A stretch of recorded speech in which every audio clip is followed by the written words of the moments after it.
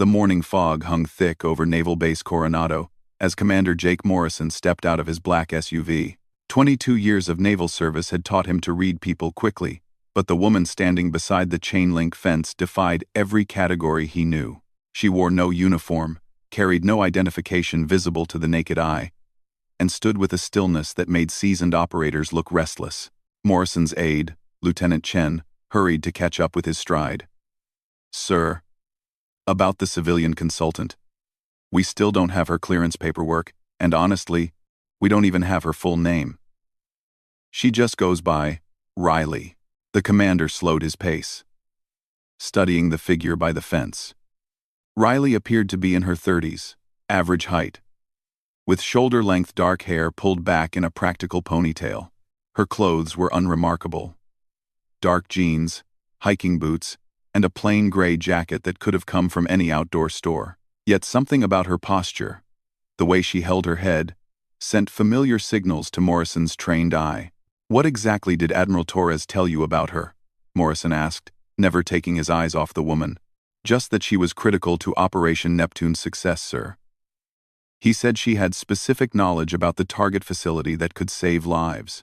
When I pressed for details, he told me to trust his judgment and ask no more questions."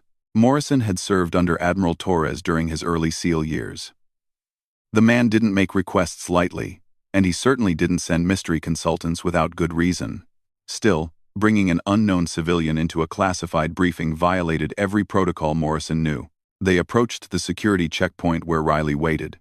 She looked up as they neared, and Morrison felt an unexpected jolt of recognition, though he was certain they'd never met.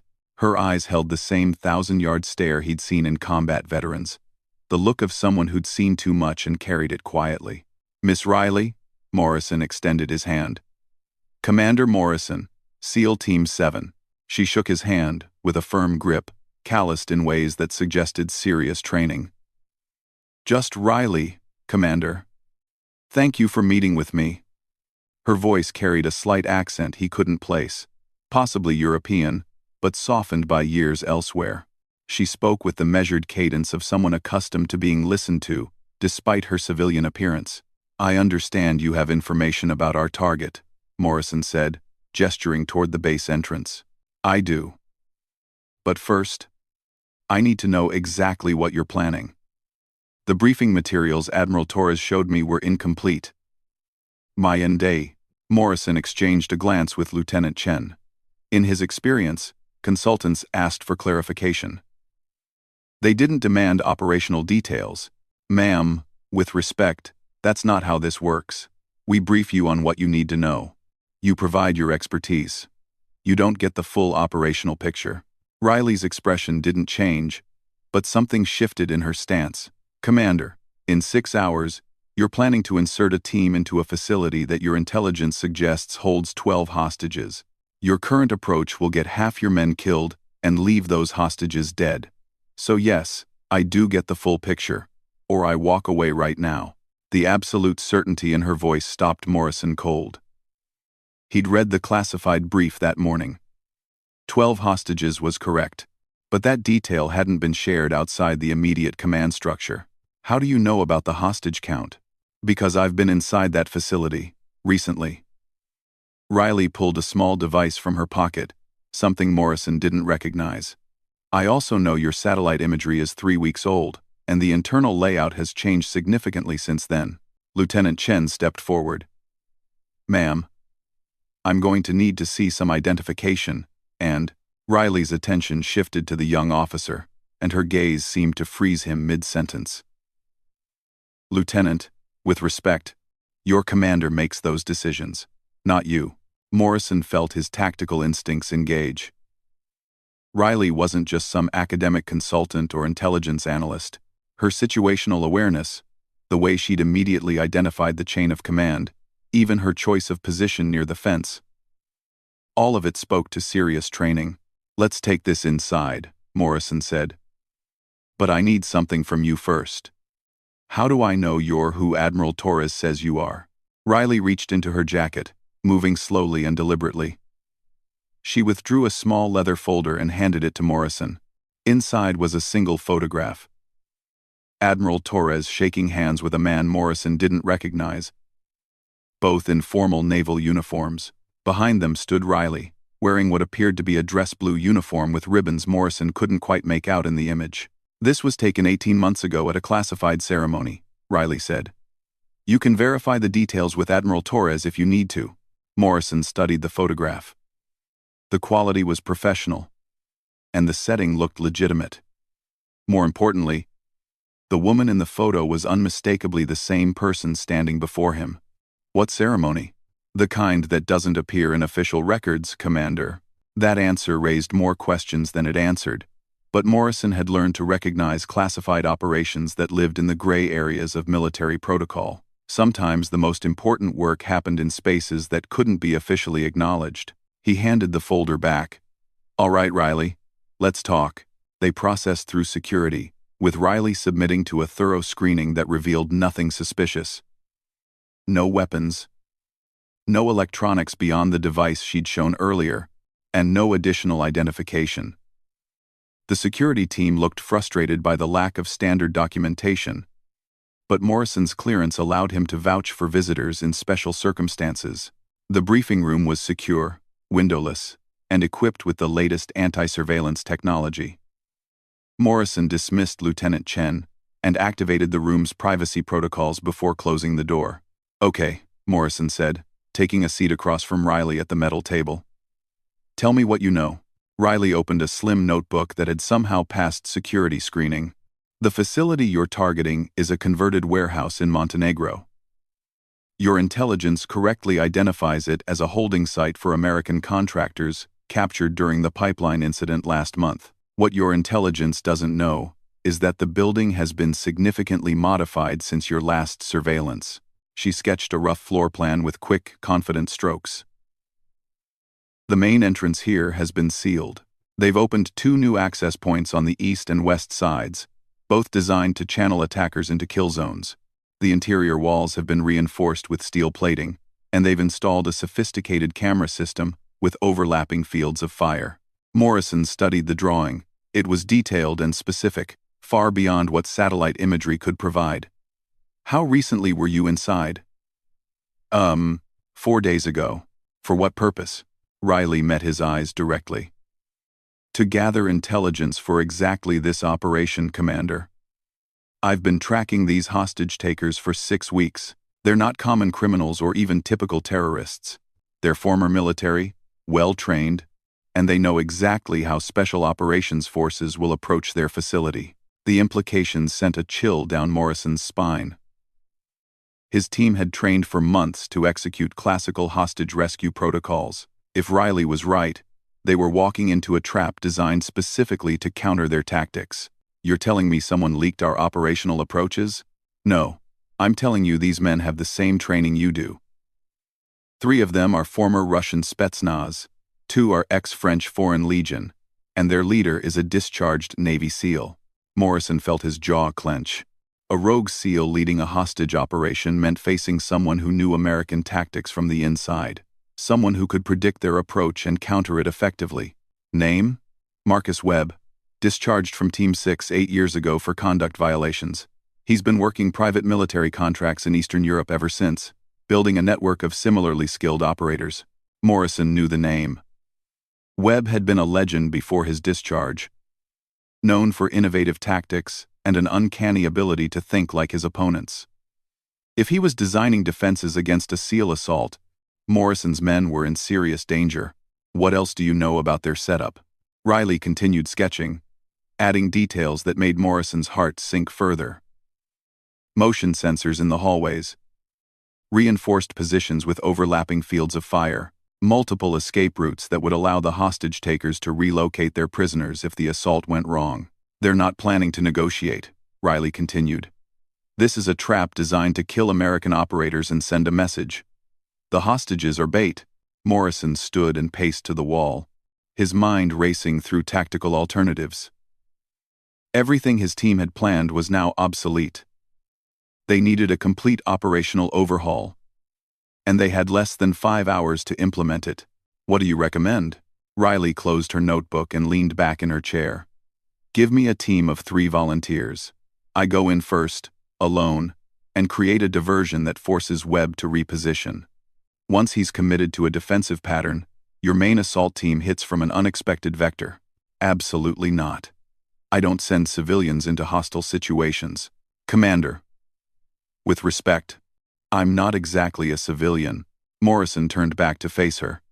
Then, what exactly are you? For the first time since their meeting began, Riley hesitated. She seemed to be weighing her words carefully, considering how much to reveal. I'm someone who's spent the last 8 years doing the jobs that can't officially exist. Someone who's tracked Marcus Webb across 3 continents and knows exactly how he thinks.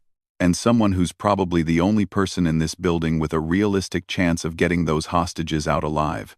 The confidence in her voice was absolute, but Morrison had heard similar claims from overconfident contractors before. Still, her knowledge of the facility and the enemy force was undeniably accurate. More importantly, Admiral Torres had personally vouched for her, and Morrison trusted Torres with his life. Tell me about your team recommendation. Riley opened her notebook again, flipping to a page covered with personnel files. Morrison realized she'd done extensive research on his unit before arriving.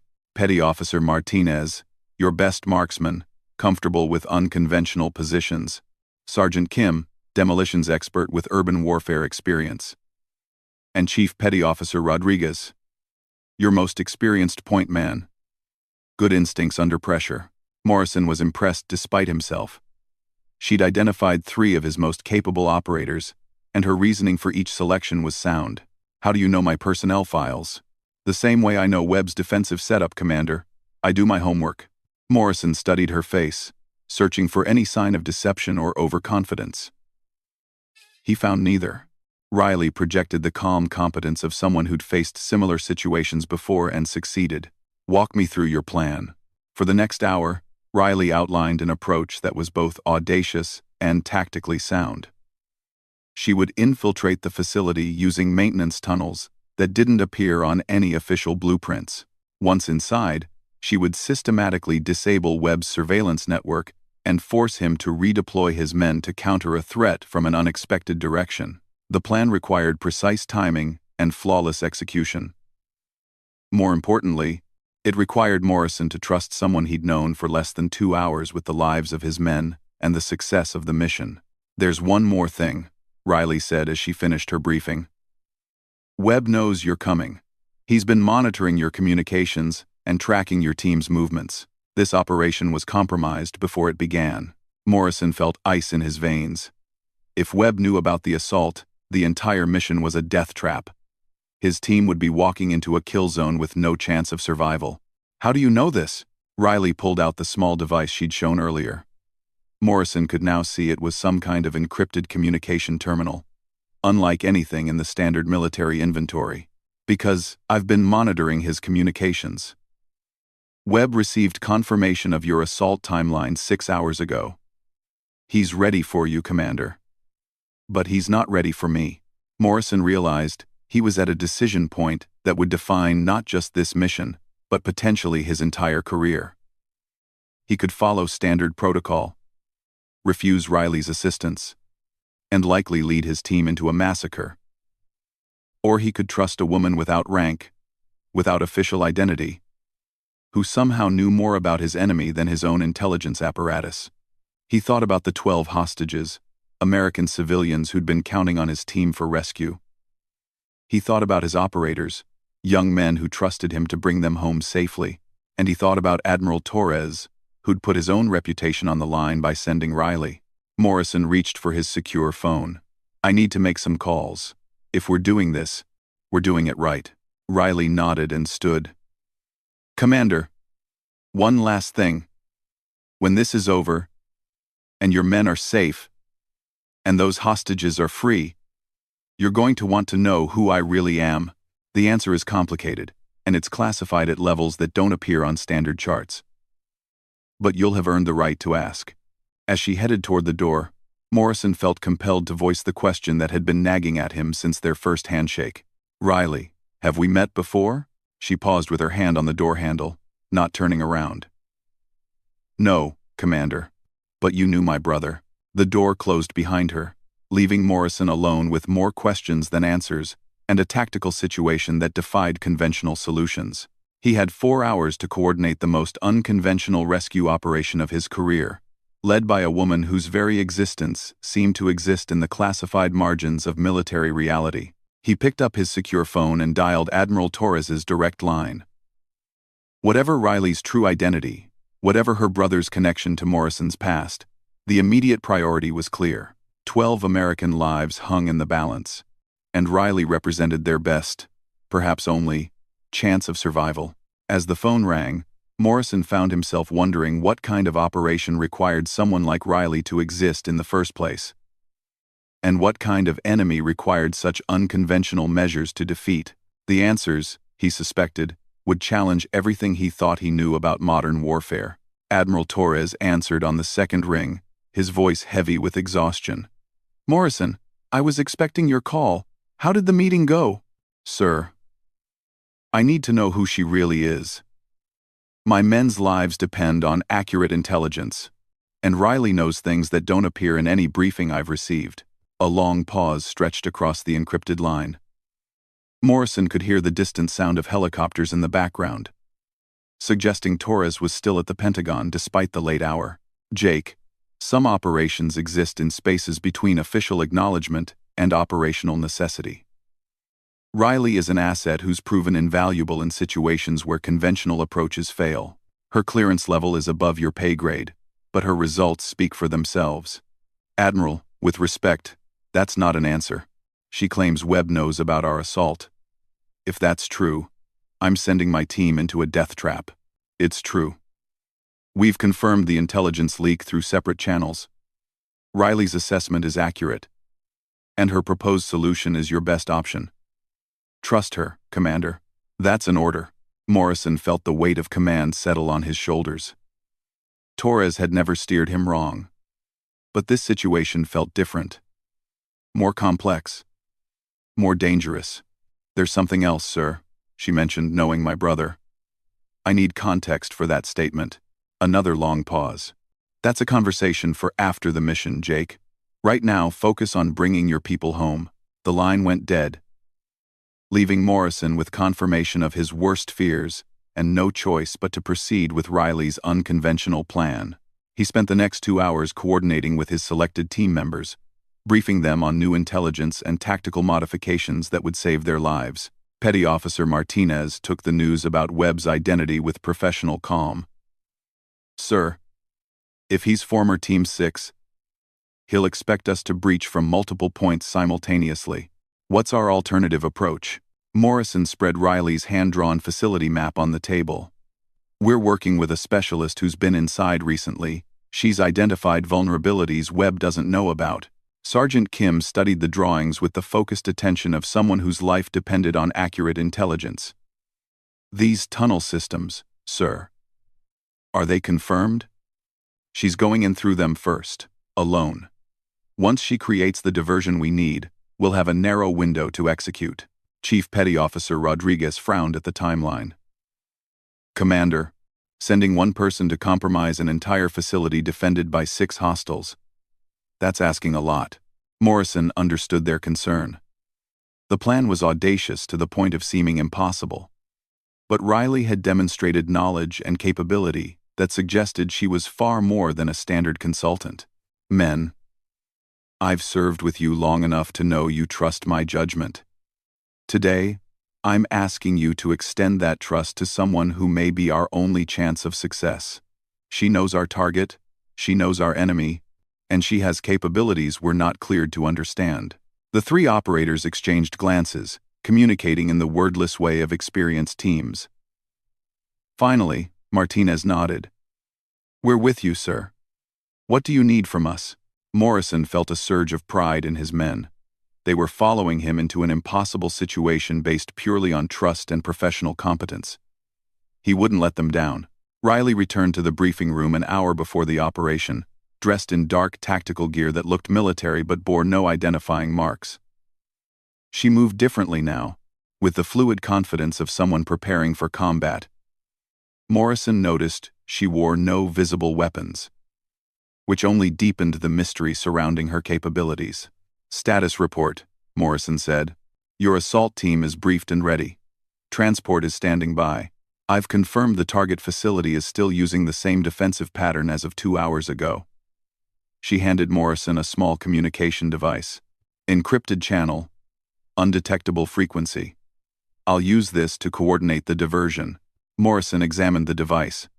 It was unlike anything in the Navy's inventory, smaller and more sophisticated than standard tactical radios. How do I know this frequency is secure?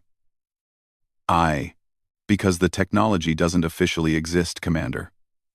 Webb's team is monitoring standard military frequencies. They can't intercept something they don't know to look for. The answer raised more questions about Riley's resources and backing, but Morrison was learning to accept that this operation existed outside normal parameters. His focus had to remain on mission success and crew safety. Final briefing, Morrison said, activating the room's security protocols. Riley spread detailed photographs on the table, images that showed the facility's current state with remarkable clarity. Morrison realized she must have conducted reconnaissance within the last 24 hours. Webb has positioned his team here, here, and here, she said, pointing to specific locations. Standard overwatch positions with clear fields of fire toward expected approach routes. The hostages are being held in this central room, heavily guarded but accessible once we neutralize the perimeter security. Martinez studied the photos with professional interest. How recent are these images? 6 hours old. I took them during my final reconnaissance pass. Kim looked up sharply. You were inside the hostile facility 6 hours ago? I was inside their perimeter. Close enough to count heartbeats and identify weapons. Webb's team is confident, but they're not expecting someone with my specific skill set. Morrison was beginning to understand that Riley's background included capabilities far beyond standard military training. The way she spoke about infiltration, her access to advanced technology, her intimate knowledge of enemy positions. All of it pointed to involvement in operations that existed at the highest levels of classified activity. What's your extraction plan if things go wrong? Rodriguez asked. Riley met his eyes with unsettling calm. I don't have one, Chief. Success or nothing. Your team represents the backup plan, not the reverse. The absolute commitment in her voice reminded Morrison of the most dedicated operators he'd known. People who accepted impossible missions because someone had to, regardless of personal cost. All right, Morrison said. Let's gear up. The helicopter ride to the insertion point was conducted in professional silence. Riley sat apart from the team, checking equipment that Morrison didn't recognize, and reviewing what appeared to be architectural blueprints of unusual detail. She moved with the focused preparation of someone who'd done similar operations many times before. Martinez caught Morrison's attention and gestured subtly toward Riley. The sniper had noticed the same things Morrison had. The professional calm, the specialized equipment, the unconscious body language of someone comfortable with extreme danger. As they approached the drop zone, Riley activated her communication device and spoke in a language Morrison didn't recognize. The conversation was brief and professional, ending with what sounded like confirmation codes. Support team? Morrison asked. Overwatch. Someone needs to ensure your extraction route remains clear. Morrison realized Riley's operation had layers of support and planning that extended far beyond their immediate tactical situation. Whoever she worked for had resources that rivaled major military commands. The helicopter touched down in a clearing 3 kilometers from the target facility. Riley was first out, moving toward the tree line with equipment that made no sound despite her rapid pace. Morrison watched her disappear into the forest with the fluid motion of someone who belonged in hostile territory. Ghost lead, this is Guardian Angel, came Riley's voice through the specialized communicator. Moving to initial position. Estimate 15 minutes to perimeter breach. Morrison felt the familiar pre-mission tension as his team established their overwatch position. Everything depended on Riley's ability to deliver the diversion she'd promised while remaining undetected long enough to matter. Guardian Angel, Ghost-led. What's your status? Perimeter security is exactly as briefed. 2 guards on patrol, rotating every 20 minutes. I'm through the first fence line, approaching the maintenance tunnels. Morrison checked his watch. Riley was moving faster than anticipated, which either meant exceptional skill or dangerous haste. In his experience, the best operators found the balance between speed and caution. Copy, Guardian Angel. Remember, we need 15 minutes minimum for our approach. Understood, Ghost Lead. Beginning electronic surveillance disruption, now. Morrison's team was positioned on a hill overlooking the facility. Through his night vision scope, he could see the building Riley had described. A converted warehouse with the modifications she'd identified. Everything matched her intelligence exactly. Ghost Lead, this is Guardian Angel. First camera cluster is down.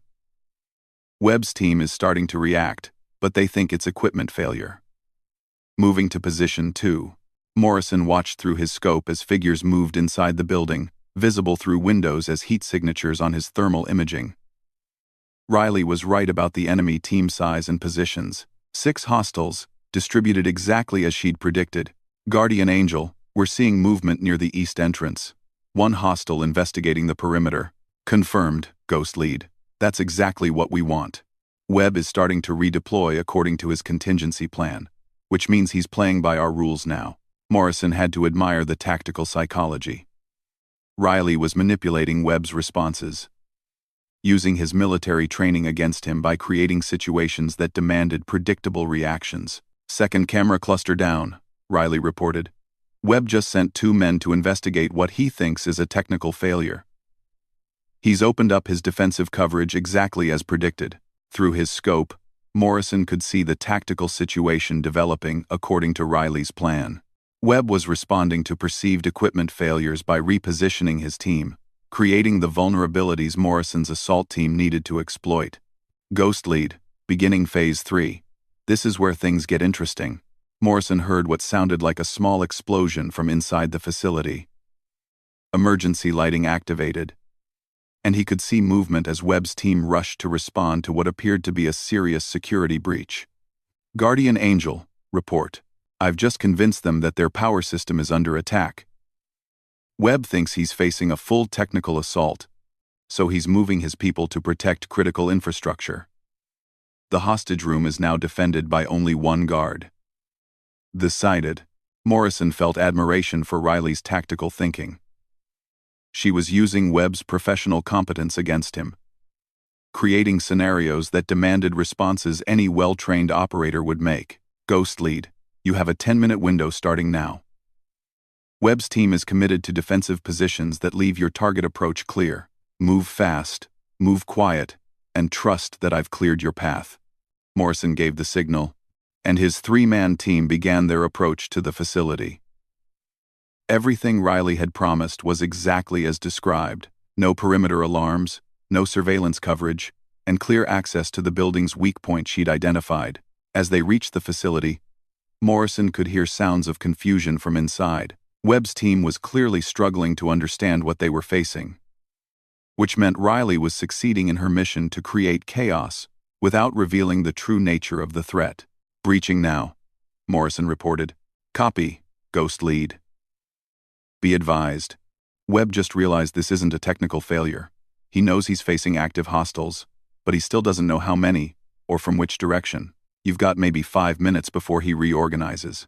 Morrison's team moved through the building with practiced efficiency, following the route Riley had mapped for them. Every corridor was clear. Every turn was safe. Exactly as she'd promised. It was like having a guardian angel clearing their path. They reached the hostage room to find exactly what Riley had predicted. 1 guard, overwhelmed by the facility-wide crisis, easily neutralized without raising an alarm. The 12 American hostages were secured and ready for extraction within 3 minutes. Hostages secured, Morrison reported. Preparing for extraction. End quote. Negative, Ghost Lead. Webb just figured out what happened. He's moving his entire team toward your position. You need to buy me 2 minutes to clear your exit route. Morrison could hear footsteps in the corridors, voices shouting orders in multiple languages. Webb's team was converging on their position with professional speed and coordination. Guardian Angel, we're about to be overrun. Hold position, Ghost Lead. I'm about to give Webb something more important to worry about. Morrison heard a series of explosions from elsewhere in the building. Emergency alarms activated, and the footsteps in the corridor suddenly changed direction as Webb's team rushed to respond to what sounded like multiple breaches. "Exit route clear," Riley reported. "Move now, before Webb realizes it's a diversion." Morrison's team extracted the hostages through the route Riley had cleared, reaching their helicopter pickup point without encountering a single hostile. As they lifted off, Morrison could see the facility below, with emergency vehicles responding to what appeared to be a major incident. "Guardian Angel, what's your status?" Static filled the communication channel. Morrison tried several more times to raise Riley, but received no response. The specialized communicator she'd given him showed no signal from her device. "Guardian Angel, please respond." More static. Morrison realized that Riley's extraction was not part of the plan he'd been briefed on. She'd focused entirely on ensuring his team's success, with no apparent consideration for her own safety. As the helicopter flew toward base, Morrison found himself staring at the communication device, hoping for some sign that Riley had made it out safely. The woman who had no rank, no official identity, had risked everything to ensure his mission succeeded. He had no idea who she really was, who she worked for, or whether he would ever see her again, but he knew one thing with absolute certainty. Riley had saved his team and 12 American civilians through skill, courage, and capabilities that existed at the very edges of military possibility. The successful rescue would be attributed to outstanding intelligence and tactical innovation. Riley's name would appear nowhere in the official reports. She would remain what she'd always been, a ghost operating in the classified margins of national security. But Commander Morrison would never forget the woman who'd earned his salute through action rather than rank, competence rather than authority. Whatever her true identity, she'd proven herself worthy of respect from anyone who understood what it meant to put mission success above personal safety. The questions about her background, her brother, and her mysterious resources would have to wait. For now, it was enough that 12 Americans were going home safely, because someone without rank or identity had chosen to risk everything for their rescue. The debriefing room at Naval Base Coronado felt different when Commander Morrison entered it 48 hours after the rescue operation. The 12 freed hostages were safely back on American soil. His team had returned without casualties, and the mission was being hailed as a textbook example of special operations success. Yet Morrison couldn't shake the feeling that the most important person in the entire operation remained a complete mystery. Admiral Torres sat at the head of the conference table, looking older than Morrison remembered. The strain of coordinating multiple classified operations had taken its toll. But there was satisfaction in his eyes as he reviewed the mission reports. "Outstanding work, Commander. Your tactical modifications showed exceptional adaptability under pressure. The hostage rescue will be studied at the War College for years to come." Morrison appreciated the praise, but he had more pressing concerns. "Admiral, I need to know about Riley. She's been missing for 2 days, and her communication device went dark during our extraction. If she's been captured or killed because of our operation."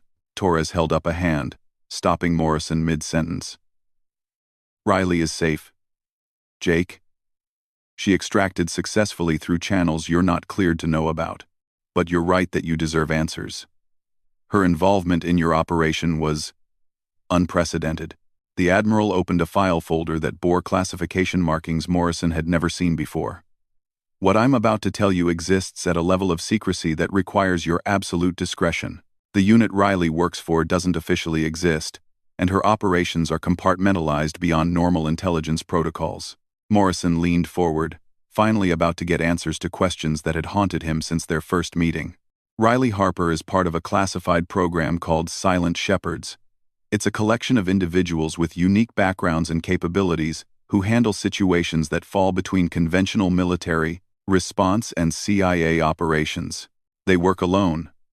They use resources that don't appear on any budget, and their successes are never publicly acknowledged." The name Harper triggered a memory Morrison had been struggling to place since meeting Riley. 7 years ago, during a mission in Afghanistan, Morrison had worked with a young Navy explosive ordnance disposal specialist named Marcus Harper. The kid had been brilliant, fearless, and absolutely dedicated to keeping people safe. He'd also been killed defusing a complex improvised explosive device that had taken out half a building. Marcus Harper was her brother, Morrison said, the pieces finally clicking into place. Her twin brother, Torres corrected. She was CIA at the time, working intelligence operations in Central Asia. Marcus's death changed her. She requested transfer to the most dangerous assignments available, pushing herself beyond normal limits. She became someone who could do things other operatives couldn't, or wouldn't. Morrison remembered Marcus Harper clearly now. The young man had saved Morrison's team by volunteering to handle a device that had already killed 2 other EOD specialists. Marcus had known it was likely a suicide mission, but he'd done it anyway, because 12 SEALs were trapped in the building above the bomb. She blamed herself for Marcus's death, Torres continued. Thought that if she'd been there, if she'd used her intelligence connections to identify the threat earlier, she could have saved him. She's been trying to save everyone else ever since. The psychological profile made sense. Riley's absolute commitment to mission success, her willingness to take impossible risks, her focus on saving lives regardless of personal cost. All of it stemmed from guilt over being unable to save the person who mattered most to her. How did she know about our operation? Because she's been tracking Marcus Webb for 2 years. Webb was indirectly responsible for the intelligence failure that led to Marcus's death. Riley has made it her personal mission to stop him from harming anyone else. Morrison felt the larger picture coming into focus. This hadn't been a random consultant assignment. Riley had manipulated the entire situation to get access to Webb through Morrison's operation. She'd used their rescue mission as cover for her own pursuit of the man who'd cost her brother his life. Where is she now? Torres closed the file folder. Gone.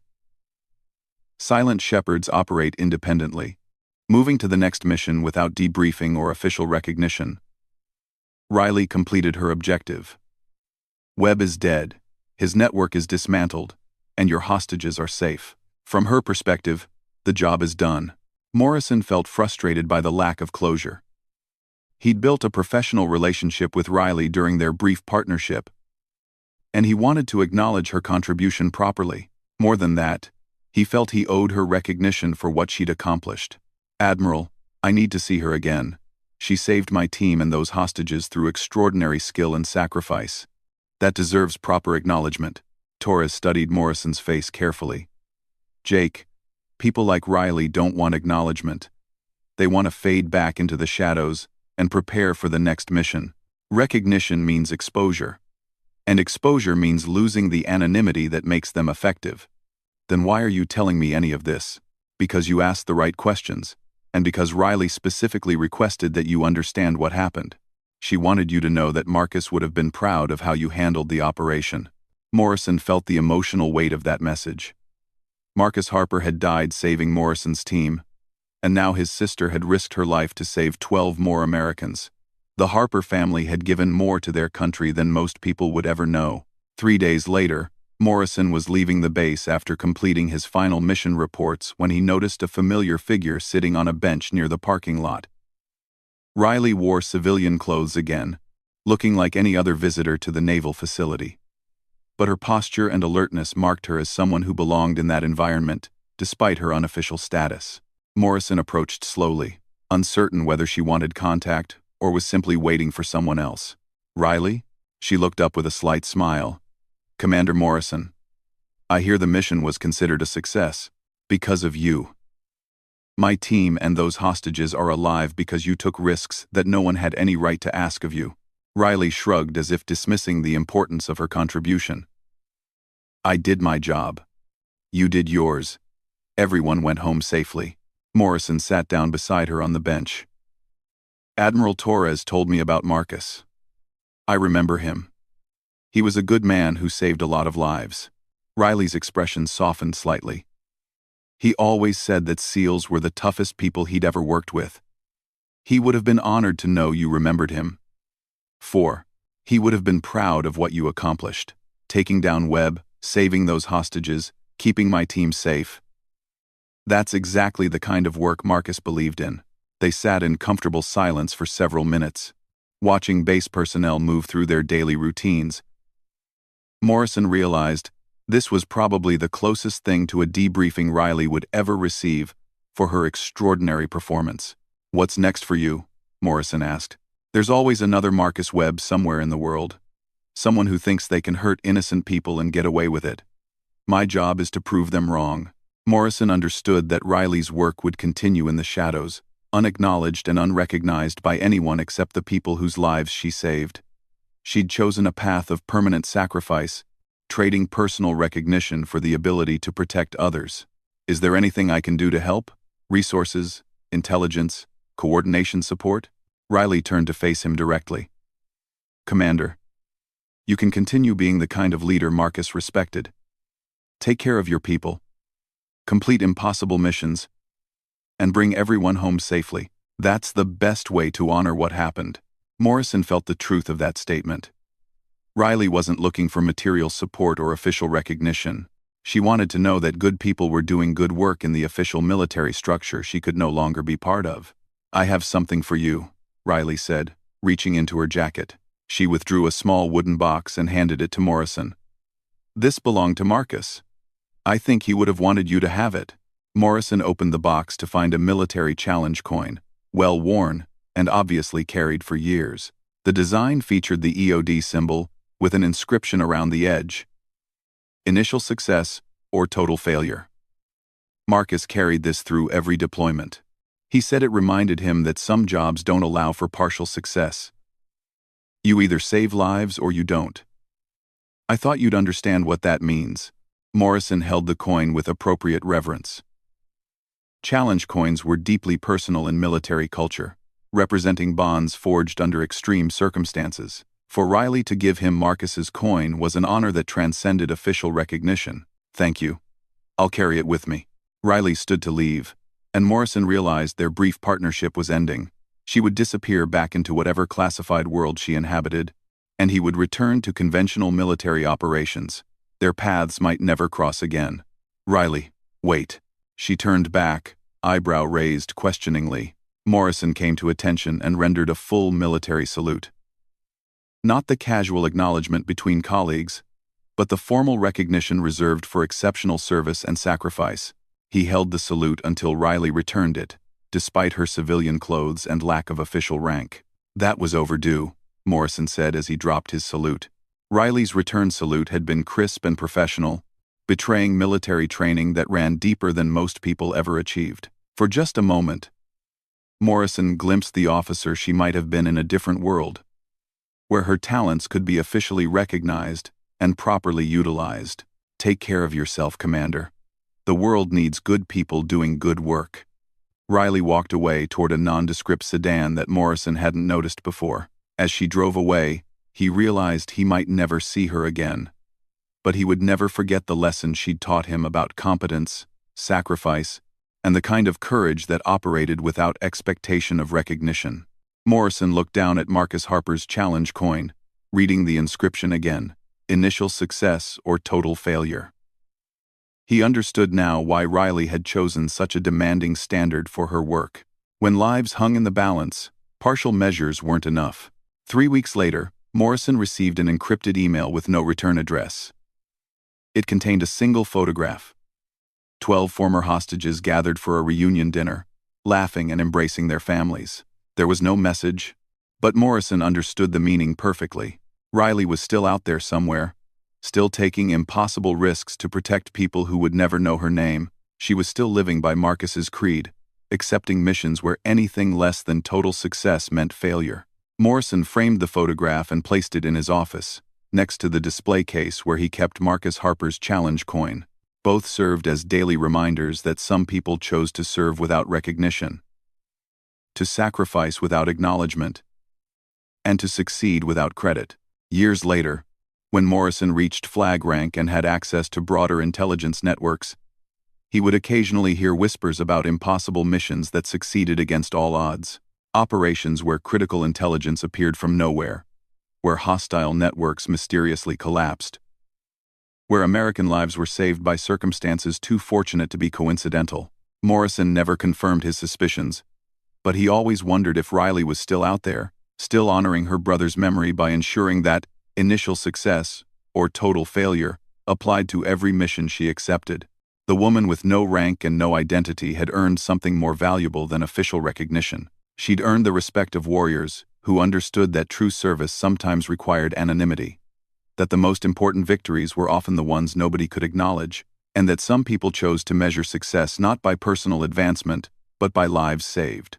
Commander Morrison never forgot the lesson she'd taught him, that competence and character mattered more than rank or recognition, and that sometimes the most effective warriors were the ones who chose to remain invisible, while others received the credit they deserved. In a world where service often demanded public acknowledgement, Riley had chosen a different path. One where success was measured in saved lives rather than official commendations, where honor came from results rather than recognition, and where the greatest warriors were often the ones whose names would never appear in history books.